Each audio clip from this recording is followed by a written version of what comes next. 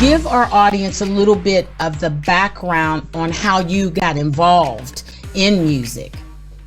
Oh, well, I've always loved music. Like, I've always been like deeply involved with it and just like obsessed with it. And being, you know, where I'm from, you know, I'm not saying I had it worse than anybody else growing up in the hood, but, you know, it's just kind of like that's what you looked up to growing up. Mm-hmm. And I eventually, you know, started getting into the bodybuilding and weightlifting because, you know, you don't have too many outlets, you know, so that was an outlet I had. And I didn't have any studios around me or anyone kind of doing the music thing or anything like that, but I did have weights. So, you know, and I always kind of wanted to be a swole cat because I, you know, didn't want to be bullied around in the hood, you know what I mean? I was kind of like a little guy. So, but I always listened to music. I mean, MC Hammer was like the only album I was allowed to listen to, albums I was allowed to listen to growing up, you know, because he was a Christian rapper. So my mom would only allow Christian music in the house. So MC Hammer was like a pass. I got to have. And so, you know, I became entrenched in that type of music, that like kind of popular sound, because I would just flip the tape around, press play, you know, or whatever I do.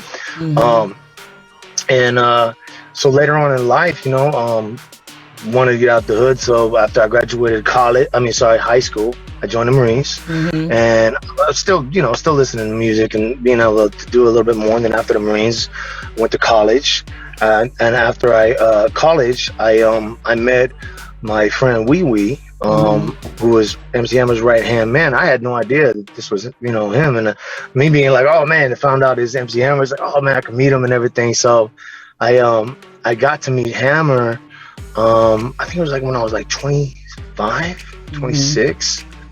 And then, he just, you know, took a liking to me and then just brought me everywhere with him.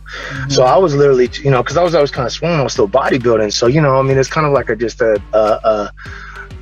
an addition to the look, you know, he was having around him. And, you know, of course, I instantly, like, you know, grew a big bond and love for, you know, had the Hammer and the whole Hammer family.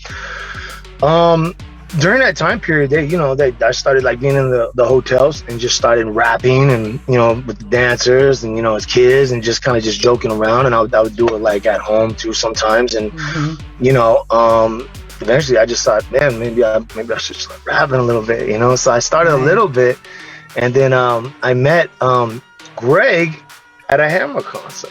I met Greg. So that's how it ended up happening. And then you as well that night, you were actually sitting at the table, and you were telling Greg you should mess with him. So this would be a good look. I remember that conversation. Where were we at? Park Place? Or we were at Park Place, right? Yeah, we were at Park Place. Yeah, and then you told him, and then you guys came, and then we had dinner, and you guys listened to some of my music, and then you know, I started shooting over some more music, and then it was off to the races. That's how it happened, you know. But first of all, Gray actually wanted me to bodyguard DJ Quick at first. Oh, okay. Because I know I was going to ask you how that DJ Quick thing happened. So you were bodyguarding for him a little bit? Greedy Greg got you to body? I think I was doing it for 2 years, right? Okay. A year and a half, 2 years. Okay. Yeah, it was flying everywhere. So but Greg had me do that.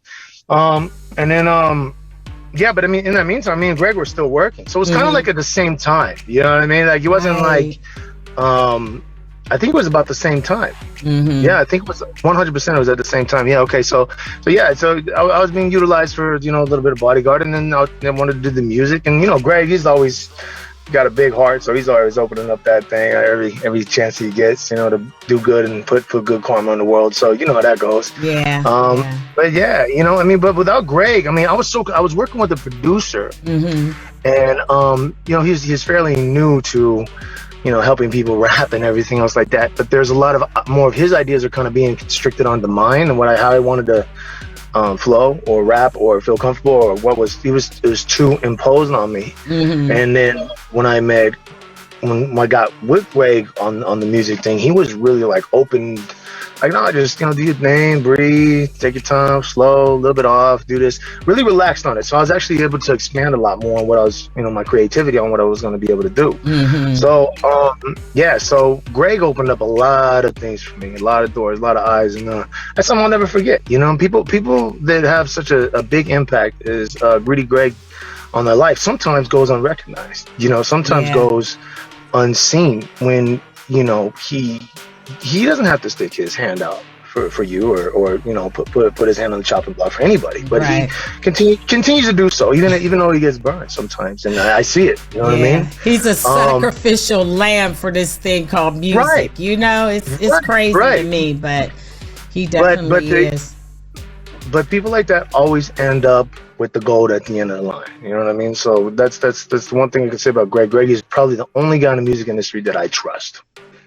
I love you saying that, because you know, he's basically earned the right to be trusted. You know, and I wanted to ask you, you know, what have you experienced any like racial pushback?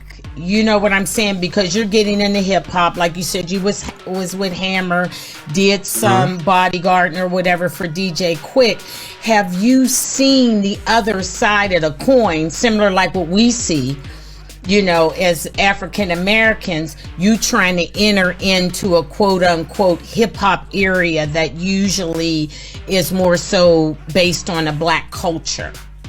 I don't pay any attention to it. I pay zero attention to it. It's just because it's not beneficial for me. Right. To put any of my energy in that. I have too many friends and people that I consider family that I wouldn't even entertain that discussion, because it has nothing to do with me. Now, what other people are doing is fine, but I can only control my circle and who I'm surrounding myself with. And if someone wants to come at me and tell me something that's offending to them, then I will try to work around them, as long as it's not being too abrasive or aggressive towards myself. Right. But if someone wants to hurt the people I know, like, I don't care if, let's just say, you know, this dude's white or this dude's black or whatever. If I know that guy, I'm rolling with the guy I know.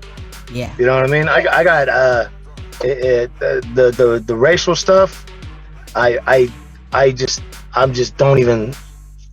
I hate what it's doing to a lot of my friends and my family. Yeah. I hate the fact that I'm being separated from some of my friends that I've been friends with my whole life just because of, you know, and it's a lot of it's the news, you know what I mean? And it's doing a lot more damage than any one person could ever do. So as far as me doing it, I can only do my part and only love the people around me. That's the only thing I can do.